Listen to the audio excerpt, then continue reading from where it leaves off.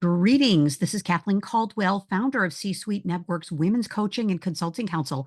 Today's program is phenomenal. We are so excited to welcome Deb Krier to our global stage to talk about power-packed podcasting, the P3 formula to success. Deb, we're so thrilled you're here. Thank you. Thank you. I'm going to do a formal introduction for you in just a moment. I'm Perfect. Kathleen Caldwell, founder of this wonderful council for women coaches and consultants, and also the founder of the Women's Corporate Coaching and Consulting Roundtable. So thrilled to elevate coaching around the world. So our statistics setting the stage for podcasting, it's a phenomenon. I would like to say that, we could add a fourth P to this, which is having podcasts really be a phenomenon around the world. And Pew Research has done so much research on podcasting, and that 41% of people in the US listen to a podcast. They tune in, they have their favorites, and exploring new ones every month, every day. And the statistic that really jumped out at me is that people are binge watching, binge listening podcasts, watching around and consuming about 11 podcasts all at the same time. So it's just a great, great way for us to get our message out into the world, to express our thought leadership, our point of view, interview great guests. And Deb is going to talk more about this. And this is not only a phenomenon in the United States, of course, it's a phenomenon around the world with over 5 million podcasts, according to Backlingo. So 70 million episodes. And so there's a lot of podcasting out there, a lot of podcasters. But the key thing I think to really consider is that there's a 50% chance that your podcast is going to go to pod fade. So with so many podcasts out there, only 20% survive. And we have such a great, great opportunity to be in the company and to learn from Deb Krier. Deb Krier is the founder of Wise Women Communication. She's a social media expert and advisor, professional speaker and trainer. And since 2011, Deb has hosted and she founded the Business Power Hour, powered by C-Suite Radio. And the guests that you've had, Deb, you're going to tell us more about podcasting, how you started, what we need to know to be really a great podcaster, how to connect with our audience as well as our guests. And so we get this great privilege to learn from the best of the best. And Deb, I don't really like to call women goats, but I will say your statistics that you're going to share with us certainly make you a goat in podcasting. So with that, let's welcome to our global stage, Deb Krier, founder of the Business Power Hour. And she'll also be telling us a little bit about trying not to die.live. Very excited. So Deb, with that, I'd like to welcome you to our stage, bring you to our podium. I know you have such great information, great strategies, and power-packed podcasting tips to share with us. I love it. I love it. Well, thank you so much. So I have now shared my screen. Can you see everything? Can you see my screen? Yes, yes, we can. Perfect. Thank you. I love it. I love it. It's so fun when technology works the way it's supposed to. So again, Kathleen, thank you so much for this opportunity. We're going to have a great discussion today because I think podcasting is a fabulous way for us to reach people that we never ever could reach any other way. So let's just kind of jump into it. This is my graphic that I have on my Facebook page for the Business Power Hour. Graphics will play into this, even though it's a podcast, but I'll talk about that in a little bit. But, one of the things that we need to think about is, Kathleen said, I've been doing this a while. I have been doing this a while. I started back in a little over 10 years ago with an actual live broadcast. I went to a radio station in Denver, Mile High Radio, and my guests would come in. And since this was over 10 years ago, we talked about social media and we talked about how social media was being used more and more as a business and marketing tool. That was when people were like, okay, should I have a Facebook page? What do I do with my LinkedIn account? All of those various things. Then I moved. To Atlanta, no longer could go in.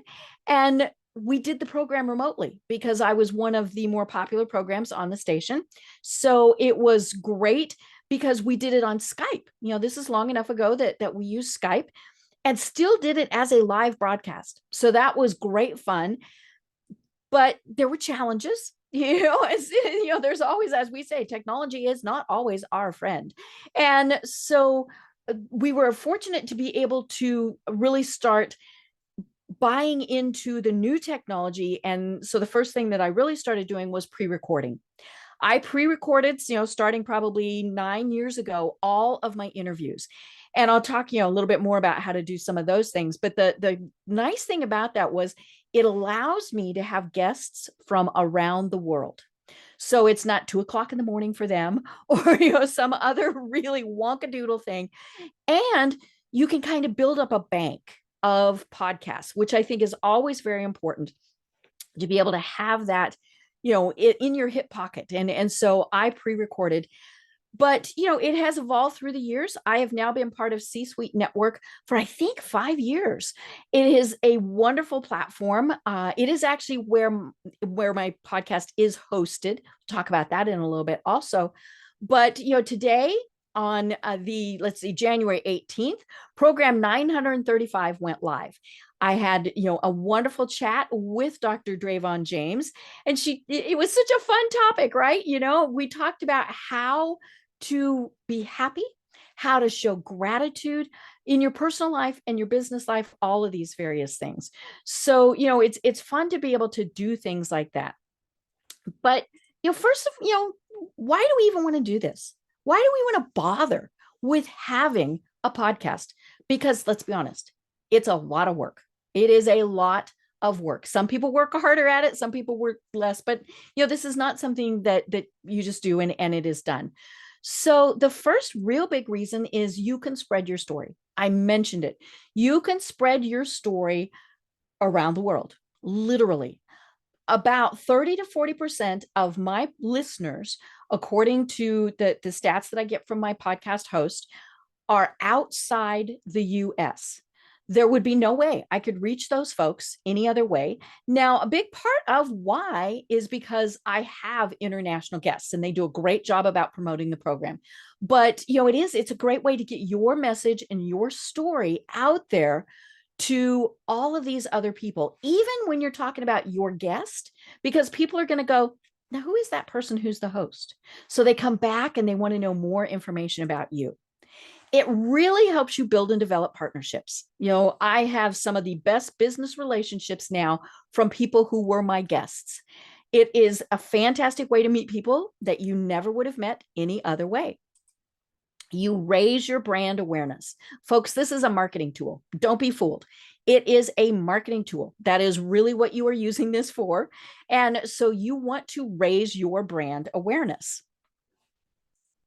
It's also going to increase your clients and connections. If you're doing it the correct way, you are talking about what you do, and people are going, we want to know more about that. And so you can increase your potential clients and your connections, your business partners, people like that. You are establishing yourself as that expert. Just because you're interviewing someone about something, it doesn't mean that you still have to know what the heck you're talking about in order to interview someone about it. So that's where it is so very important. Now, Kathleen already talked about some of these numbers, and the great thing is my numbers match, right? Because you can always get numbers from all over everywhere, but there are over 5 million podcasts right now. Now, those are estimates because it's sometimes, you don't always know, but 5 million. And I put all the zeros in there because I wanted people to see just how big is this number. There are over 100 million people who listen to podcasts, 100 million people. And the average American listens to 8 different podcasts every week. So it's not just that they go, ooh, we like Deb Krier and we're going to listen to 8 of her episodes. No, they listen to me and 7 other episodes. So you're thinking, yikes, how on earth do I want to be part of that? Because those numbers are so big. Well, the key is that we're not thinking about having a million people that are listening or viewing our programs. That would be fabulous, right? But we all have to start small. So this shows you 100 people. That's pretty good, right? That's a lot of people who are listening or watching your podcast. And so think small, but know that if you do this correctly, it will grow. So how do we get started? Well, the first thing is you actually have to develop your concept. What the heck are you going to be doing? How are you going to be doing this? You need to pick a theme or a topic. I mentioned when I first started out, we talked social media. And so I was known as the socialite. I had really fun graphics that went along with that. She had a boa, all sorts of things. This was great fun. But you need to focus. I am a marketing person at heart, and I tell people we have to find our niche. If we think we're going to be everything for everyone, we're actually nothing to no one. So pick your theme or topic. That's not to say I can't evolve. I went from just social media to business. Business is pretty broad, let's be honest, but it works for me. But yeah, I'm not trying to reach every single person in the world. You need to name it. You need to be thinking about the name of your podcast right from the very start. It's very important, for a variety of reasons, not the least of which is SEO. Like we said, it's a marketing tool. You don't want to be changing things. I also strongly suggest that you trademark it. And that's very important because if somebody else comes along and likes your name and they trademark it, you're in trouble. I went through the process of trademarking the Business Power Hour several years ago. I was actually kind of surprised nobody else had it. And I ended up hiring a trademark attorney because it was a little bit more complicated than what I thought it would be. But it was still, to me, it was worth it to protect my assets and my intellectual property. Because if, like I said, if someone else had come along and said, hey, we're now the Business Power Hour, you have to not only stop using that name, you have to remove it from everything you have ever done, which would have meant no more podcast. So if this is something, it's not something you need to jump into right away. This might be something to, if once you figure out this is what you want to do, then make sure that you own that. That is your intellectual property, excuse me, and don't let anybody else take it. You need to figure out what your format is going to be. Is it an interview? Is it a panel? Is it just you? I mean, there are a lot of podcasts where it is someone who is just giving their viewpoint. So figure that out. You also need to figure out the length. Now, mine is the Business Power Hour, and you'd be surprised. I get asked, how long is it? I had somebody one time say, I can give you 15 minutes. I said, well, that won't work. But figure out the length that you want to do. The average for podcasts is about 30 minutes. Now you'll record a little bit longer than that, but it's about 30 minutes. There are ones that are 15. An hour is pretty much the max. I mean, let's be honest, we don't always have long attention spans. And so an hour is a good length of time to not make it any longer than. And it depends on how people are going to consume this. A lot of people consume it while they're driving, while they are working out, taking walks, things like that. And 30 minutes to an hour is what somebody's probably going to do. This one is very important. You absolutely have to think about some of the equipment. Now, don't panic because this isn't really as scary as you think it is. And more importantly, it's not as expensive as you think it is. And so the key is the fact that it's you absolutely positively have to have good internet. And my computer is wired by an Ethernet cable to my modem. I'm not trying to do this on Wi-Fi.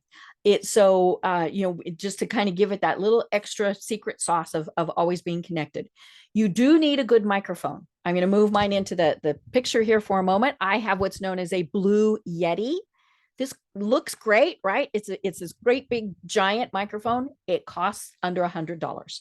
We're not talking making major equipment expense here. You also, you should consider the fact that you need headphones as opposed to just having it go through the speakers on your computer, because sometimes you'll get feedback if you are just using the speakers on your computer. But that's you really don't need to get too much more complicated than that. I know one of the, if one thing that I've seen a lot of people do is get a good gaming headset, because that has good speakers and good audio, and so that's a great way to, and again, less than $100. If you're going to be recording video or even just doing it, on Zoom so that you can see your guest, obviously you need a camera. You can do this. I've seen people do this with their iPhones and their smartphones. If you're going to be investing in this, invest a little bit of money. You are setting yourself up, as we said, as an expert. So you need to make sure that you are putting out a quality product. Is it going to win an Emmy, an Oscar, or whatever those things are? No, so sorry to tell you that. But it does need to be something that is fairly good quality. Your audio is critical. We will forgive everything else in the world, but if I can't hear you and it is a podcast, I'm done. I go on to the next thing. So make sure that you have thought through your equipment. And again, we're talking, an investment of $250 or so to be able to have good equipment. You will need software for this. I record mine on Zoom, and I actually have the paid version of Zoom because my podcast is over an hour. So I need, or, by the time we do our pre-chat and thing like that. So I do need to have the ability to record more than an hour. So that means I need the paid version of Zoom. There's a plethora, and probably new ones coming every week, of software that you can use to do all of this. And then you're going to have this product, this thing, this recording, this whatever it is. I use Audacity to do my audio editing, the free version. I use Camtasia to edit the video. Now I do have, that is a paid version, and I'm on a PC. Mac obviously is a little bit different. I use software called, it's an online version called Auphonic, and that's AUPHONIC, to do the final editing and adding of the intro, the outro, all of those various things. And I do use a paid version of that because, again, mine is long enough that I need to do that. The free versions just don't give you enough time. If you're doing a 15-minute, once a week, you might very easily be able to do the free. And let me tell you, try the free on all of this before you make an investment. I also use a piece of software called Headliner, and that allows me to create a very short little video. It calls it a video, but I put it as audio. And so I do a quick snip of something that my guest has said. Sometimes it's a minute, sometimes it's, a little bit longer than that, but that's part of what we use to promote their program, is that quick little thing. And so, we're not talking, again, getting a lot of expense with your software. Artwork and marketing. You saw my artwork at the very start. I use Canva. Now, again, I do the paid version just because I do so much, but Canva is perfect for all of this. So, or you can use whatever program works for you, but create your own artwork. Again, marketing. I can't say that enough. Figure out if you're going to have a Facebook page. I do have a Facebook page for the Business Power Hour. You might be on Instagram, you might be, and that is specific to who your target audience is. My target audience is probably not on TikTok. So there's really no reason for me to put my content on TikTok. So it's, it is figuring out where you need to be and being there. Again, you don't have to do all of this right at the very start. You don't, make sure it's something you like and something you want to do before you do some of these things. But, have good audio, have some artwork, and you can go from there. Now, we talked about hosting. You do have to have a host. There are a variety of hosts. I cannot say enough about C-Suite Network. They are my host, and I do pay them in order to do that. I want to have full disclosure here for that. But it's that, and the software that they use that then, I upload my program to is called Megaphone. And that, one of the big things that does is it creates an RSS feed. And the RSS feed is what you need to have for iTunes, for all of the other various platforms. You have to have iTunes, or you have to have an RSS feed in order for it to go on to those platforms. So you can't just do this yourself. You do need to have something. I used Buzzsprout for many years, and again, some are free, some are not, but there's so many of those, but you do have to have a host. So then what? When now you actually need to record an episode. At some point, you have to jump in. When I was very first starting to do this, I waited. It had to be perfect. You know what? I do not go back and listen to my early episodes because they're far from perfect. The one I did today would probably have mistakes that some people would think. You have to record a first episode. Now, because I started out live on a radio station, it was a little bit different, but I know a lot of people now, when they're starting a true podcast, will have 5, 10, 20 episodes done and edited and ready to go before they ever start. Entirely up to you. I do advise not to have just one, because then all of a sudden you're under pressure to get another one done. So have kind of a bank when you're starting, to make sure that, again, it's something that you like to do. But yeah, you got to start. You got to start somewhere. And maybe the person if you're doing, say, an interview format, interview a friend, so that that it's going to be something safe and secure, and things like that. Then you do have to edit. I do not heavy edit. My podcast is a conversation with my guest, so I leave in the uhs, the ums, the knows, because we are talking. We're just chatting.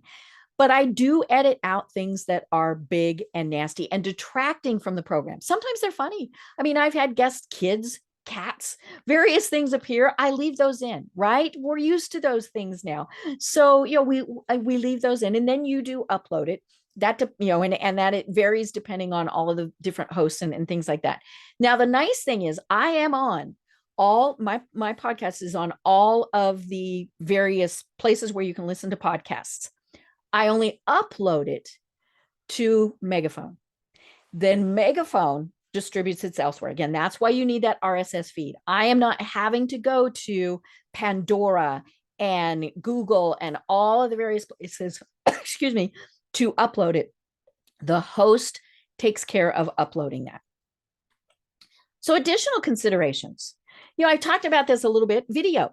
Do you want to do video with your program? Now, I love doing Zoom simply because I can see my guest.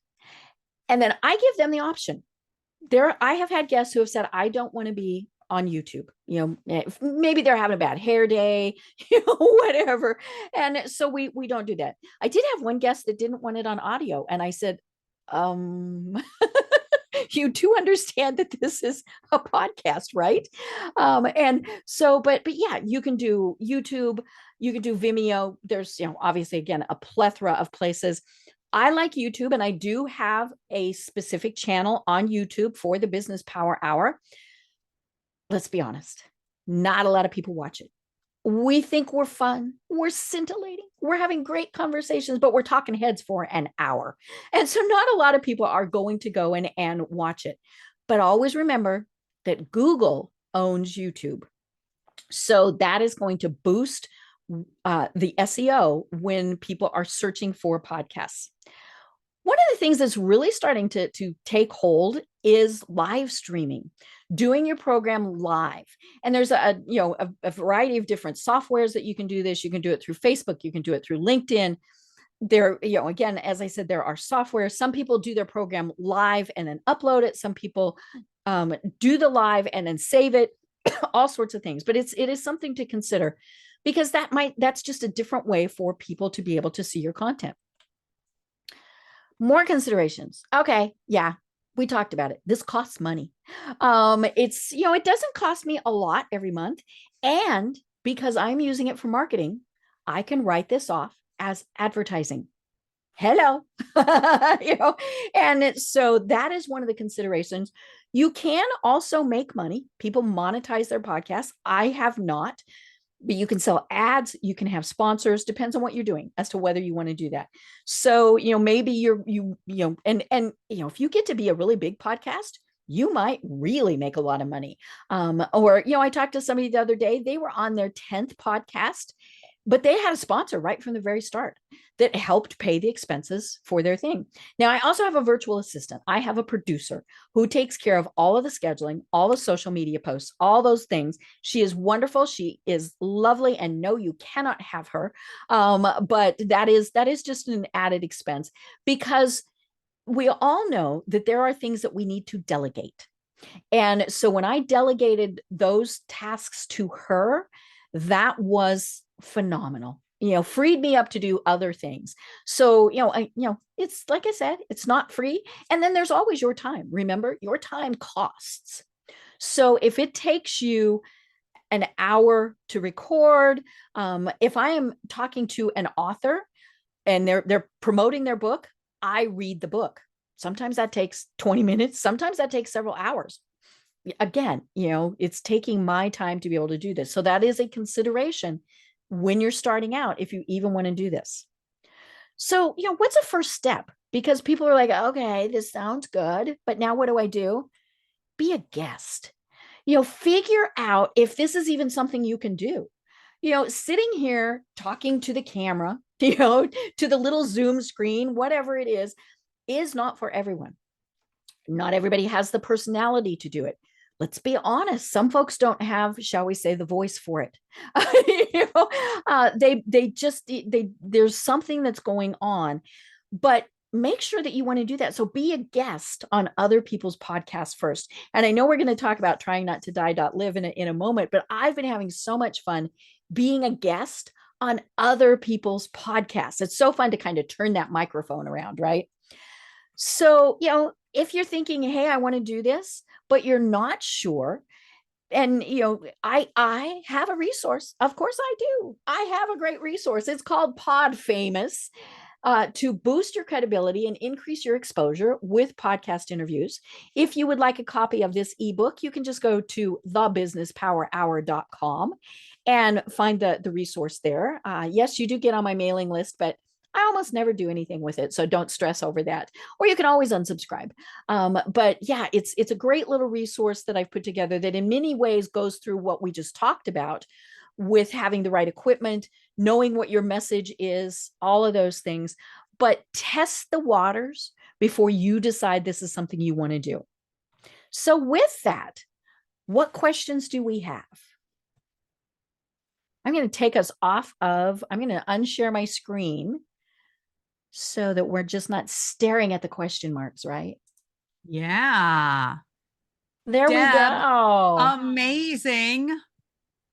Amazing. You are a fount of information and content in real world counsel on how to do this, because you've been in the trenches doing it with all of your For broadcasts over 10 years. One of the questions I get the most is, why do I do it? Why do I do it? Because it's a lot of work. It's a lot of time. It is money, right? And I do it because it's fun. Hello, I get to talk with really cool people from around the world. And I learn something every single time. Even if it's a guest where I'm thinking, I learn from them. I do learn every time what's going on. So Carol asked, not using the phone for video. What do I use for video? I have a camera that is a standalone camera. It's a USB camera. And I have a stand for it so that, excuse me, I am looking straight at that little light. And in fact, you can see it every once in a while in my glasses.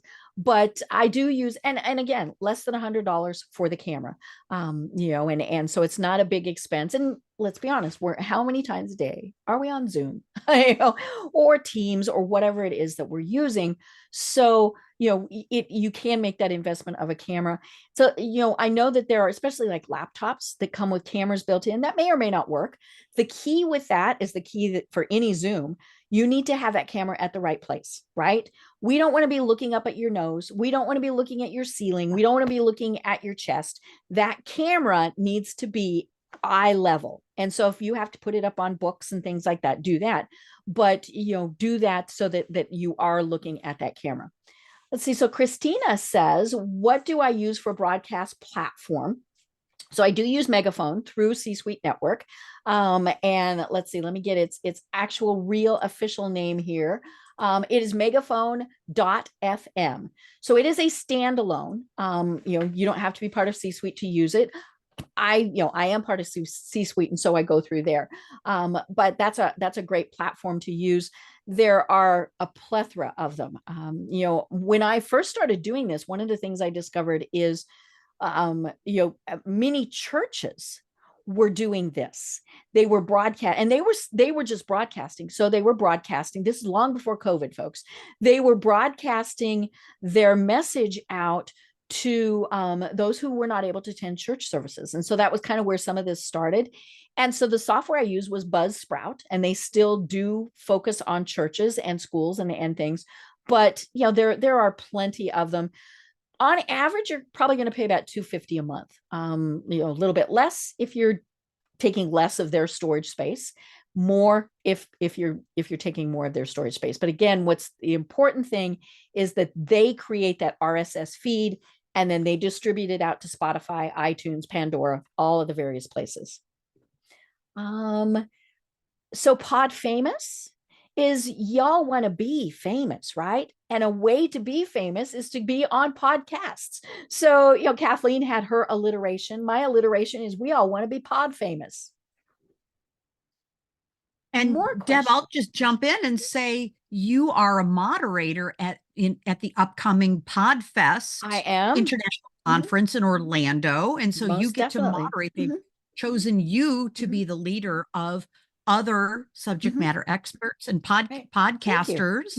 Yeah, I think it's such a great honor because you're really rising in your visibility as a podcasting expert. Well, you've been in the trenches, you've been doing it. And it shows, it's a big conference. It is the biggest of its kind. It is in Orlando, and they're anticipating almost 2,000 people will attend. So it's a great way to network, to learn new skills. I'm really looking forward to attending other things and making connections, things like that. But it's more than anything, it is showing how podcasting is growing. I think a lot of people launched their podcasts during COVID. They didn't have anything else to do, right? So they launched podcasts. A lot of those have now gone by the wayside. I believe the average number of podcasts that someone does is 30 or less. Right. They go on to something else. They get bored. They figure, oh my gosh, it takes a lot more time than I ever thought it would. All of those various things. But, so if you hit, people have big celebrations, rightly so, when they hit the 100 podcast mark. We'll hit 1,000 before too much longer. I need to think about that. I need to think about how in the heck are we going to celebrate 1,000 broadcasts? And that was going to be my question to you is how can we support you? And we'll get that conversation going as well as C-Suite Radio, C-Suite Network, the Women's Coaching and Consulting Council, and all of our communities come together and celebrate you on your 1,000th episode. I think that's we're going to really have a party. exciting. I don't know what we're going to do, but we're going to do something. I always love it when people share the podcast episodes. I post on social media. I'm predominantly on LinkedIn and Facebook. And we also post on X, formerly known as Twitter, right? Are they ever going to have their real name again? But, and so it's easy for you to share those. You can always share directly from the website, thebusinesspowerhour.com. You can also be a guest. And so if you go to thebusinesspowerhour.com, actually, we do have, I'll be honest, we had to hide the link to be a guest because we had too many. We have enough people right now kind of in the hopper to get us through about June. So we have quite a few. But when you're on the air for over 10 years, that happens. We work with a lot of publicity firms, a lot of PR firms, but that does bring up the question, how the heck do you get your guests, right? So when I first started, I went to my Facebook feed and LinkedIn, and I thought, who are the people who are subject matter experts about what I want to talk about? And then I approached them and said, hey, I've got this podcast. I would love to interview you. The vast majority of them said yes. I had a couple who turned me down, a couple that didn't even respond. I thought, okay, whatever. But it's one of those things where you have to ask for them to say yes. So go to them, explain to it, but you have to have that. You have to be able to say it's an hour long. It's an interview format. We do it over Zoom because these are busy people too.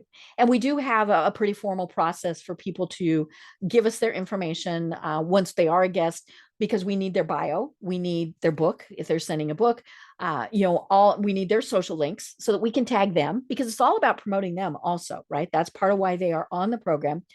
But it's so I tapped into my friends to start with. That really was how I started doing the program. And then as it grew, people started coming to us. There are things like radioguestlist.com where you can go, and have your information posted there to be a guest, or you can go there to look for guests. And there's several other services like that. But, there are various places. And then once, like I said, once you are doing this, people start coming to you, and then you can even say no to them. We've turned down a couple, and it's only been because we couldn't quite figure out how to fit the format, and then we refer them to somewhere else. Hey, this would be a great podcast for you instead. But most of the time, we're even able to turn it into a business podcast. I had someone who came and she said, hey, I've written this great book about my journey with in vitro fertilization, and I'd like to go on your podcast. And I went, and I said, tell me how we could do this from a business perspective. And she said, well, I quit my job. Here is how I have been marketing it. And so that was the twist that we put on it in order to be able to interview her for that. But again, it's my podcast. I can talk to who I want about whatever I want. But we do try and keep it, more as a business type of topic. But, it's, again, find your niche.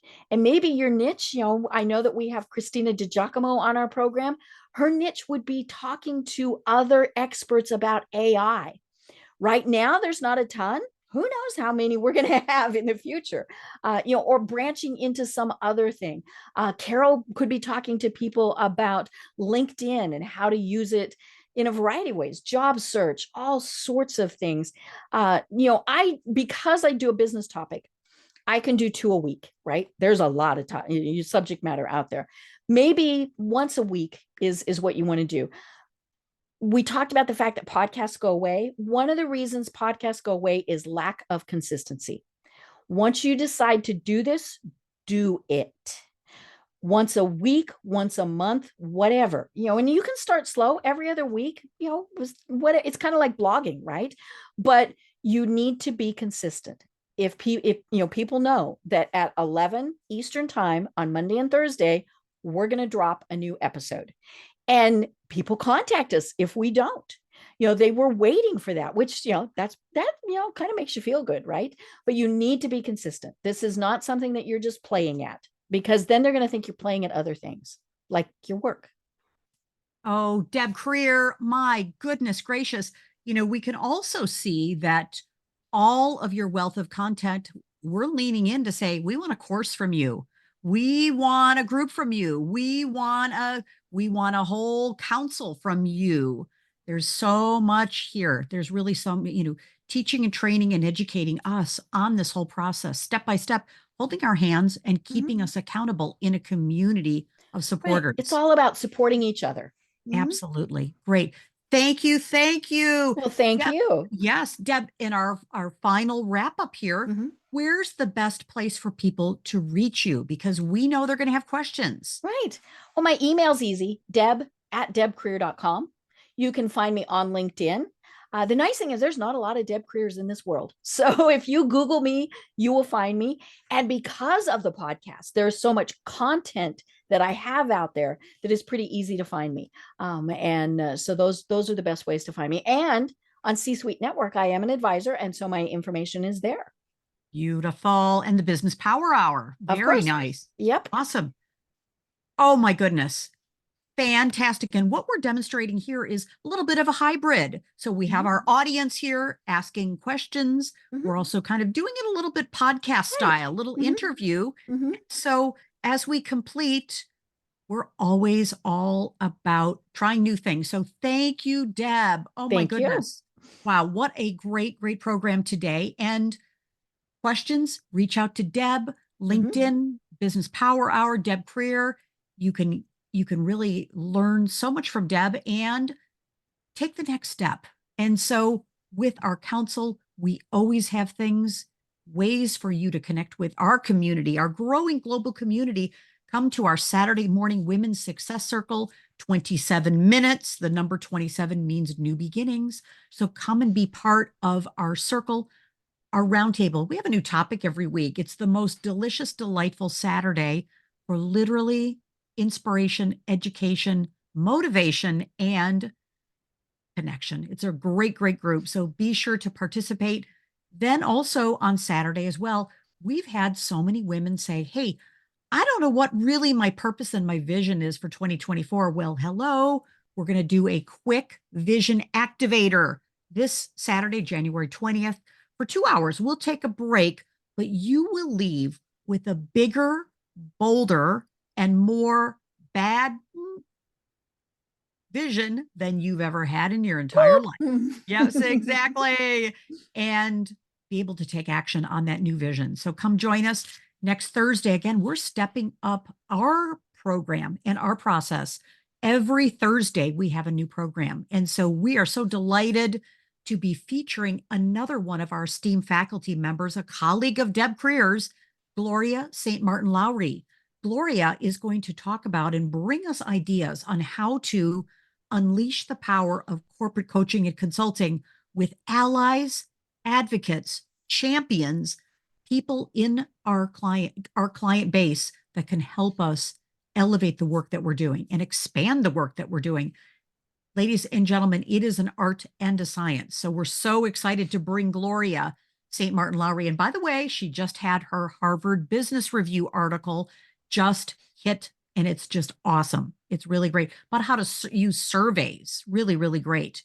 So as we always like to complete our programs, we'd love for you to take a moment and think about what's your biggest takeaway from our time together? What's your next action? And just pause the recording. What is it that you got out of your time today by listening, watching, being part of this? And of course, we love your social activation on LinkedIn and Facebook. Put a post. We'll be posting this within 24 hours. And go to our YouTube channel and give us some love in the chat in the comment section on our YouTube and our LinkedIn and Facebook. Give Deb Krier some love too. She would love that. We'd love that. And so we know that the real secret to all of this is being powerful together. And that was part of the theme today, is having a powerful, packed podcast. So come join us in our council. We cannot wait to promote you, showcase you, and highlight you as the expert thought leader, coach, consultant, trusted advisor, and thought leader that you are. We want to give you a platform to rise and shine. So with that, schedule a time with me, Calendly Kathleen Caldwell. Let's talk. Let's talk about what are your big plans for 2024 and beyond, and how we can support you, partner with you, and elevate the conversation. So with that, thank you very much. Loved our time with you, Deb. Thank you. Thank you. You are a gem in our community, and we are so grateful to be with you, support you, and be in your aura, sister. We love it. Well, and thank you for everything that you do. Thank you very much. My joy. Good.